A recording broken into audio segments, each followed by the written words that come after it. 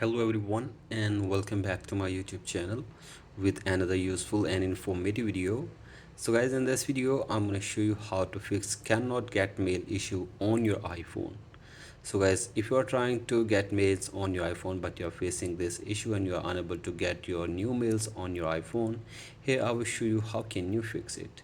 So guys, for that you have to simply watch this video till the end. So guys, first of all, drag down your control center and make sure that your internet connection is working properly. So guys, check your internet connection and after this restart your device for one time as well. So guys, do this and check if the problem is fixed or not, and if the problem is still there, then open settings on your device and from here scroll it below and go to general and then go to software update and make sure that you are using the updated version on your iPhone. So guys, if there is any update available for you like this, then you have to simply update it and after this go back.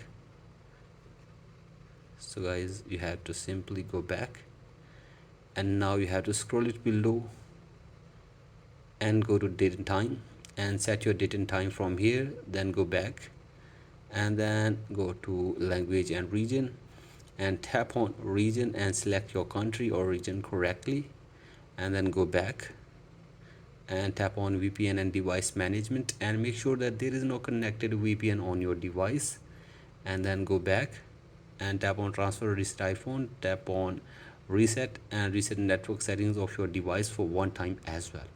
So guys, do this and check if the problem is fixed or not, and if the problem is still there, then you have to simply scroll it below and go to apps and now scroll it below and go to mail.